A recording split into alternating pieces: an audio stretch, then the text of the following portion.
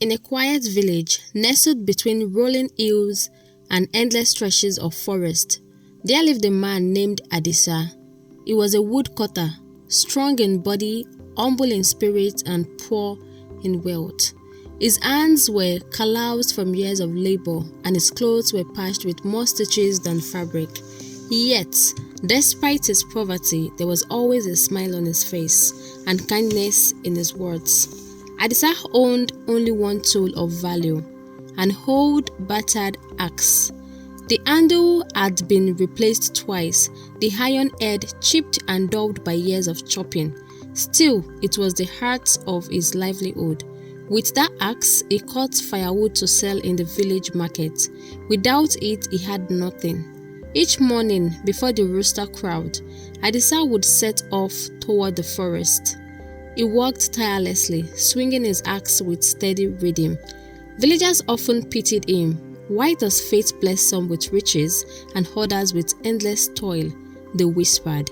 But Adisa would laugh and say, hard work feeds me and honesty keeps me at peace. What more could a man ask? His life was simple yet noble until the day his world nearly crumbled. The sun was high and the forest alive with birdsong when it happened. Adisa, sweating from hours of chopping, decided to walk near the river bank where the air was cooler. He raised his axe and brought it down upon a thick log.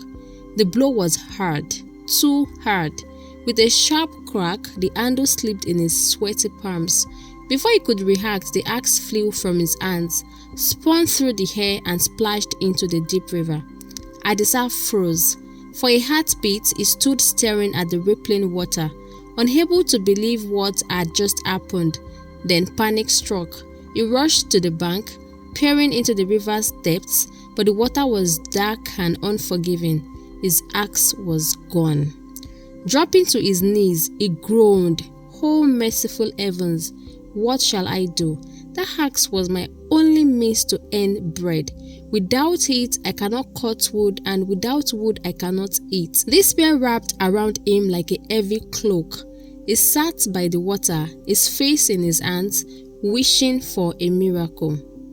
As his tears fell into the river, the water began to shimmer. Ripples spread in widening circles, glowing with a strange golden light. From the depths, a figure slowly rose, tall, graceful, and radiant.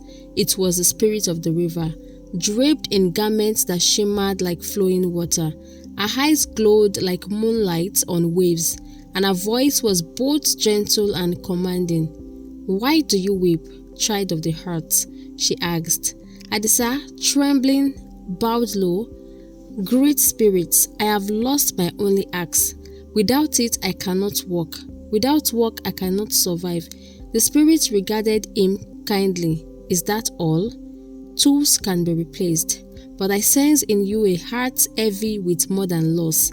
Tell me, woodcutter, do you value gold above truth?" Adisa shook his head. "Gold may buy food, but truth feeds the soul. My hands may be poor, but I wish my spirit never to be." The spirit's lips curved into a smile. She raised her hand, and the water swirled. When they calmed, she held a shining axe in her grasp. It is head pure gold. It is hand-polished wood glowing with light. "Is this your axe?" she asked. Adisa's eyes widened at the beauty of it, but he quickly shook his head.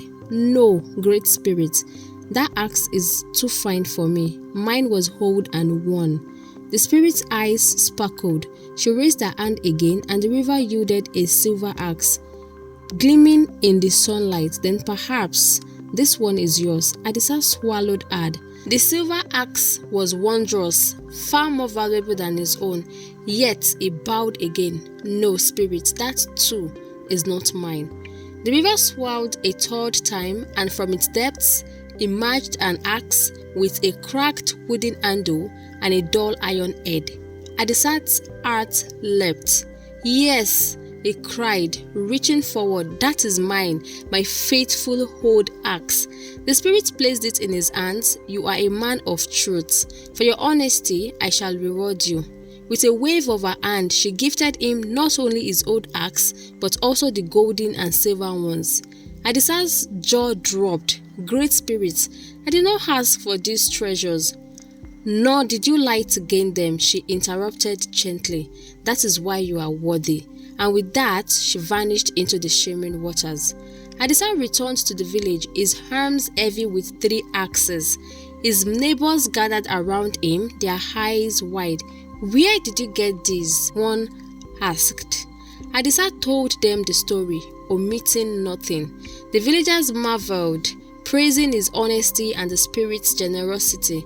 But among them was one man, Oba, who was not so noble. Oba was known for his greed. His farm was large, his house tall, yet his heart was never satisfied. When he heard Adisa's tale, envy twisted his face. If honesty brings gold and silver, then I too shall lose my axe in the river, Oba thought. The very next day, he marched to the river with his finest axe. With a deliberate throw, he hauled it into the water and wailed loudly. "Ho, spirit of the river, I have lost my axe. Without it I cannot walk, and without walk I shall perish." The water shimmered and the spirit appeared. Just as before, she lifted a golden axe. "Is this yours?" Oba's eyes gleamed with greed. Yes, that is mine," he cried. The spirit's gaze turned cold. "You lie.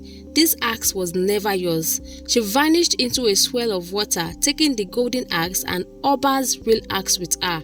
Oba stood at the river bank, empty-handed, his plan shattered. When he returned home, the villagers mocked him. "Greed has left you poorer than before," they laughed. Word spread quickly of the 2 men's fates. Adisa, who valued honesty, gained riches beyond his dreams. Oba, who clung to greed, lost even what he had. Children in the village repeated the tale and elders used it as a warning. Do not lie for gain, or you may lose even your truth. Adisa, however, remained the same humble man he had always been. Though he now owned axes of gold and silver, he continued to use his old one axe for daily work. The treasures, he said, were not for showing wealth, but for reminding him that honesty is greater than gold. Whenever someone asked how he found fortune, he would smile and reply, "I did not find it. It found me when I chose truth over greed." And so, the story of the honest woodcutter lived on for generations, carrying its timeless lesson. Honesty brings unexpected rewards.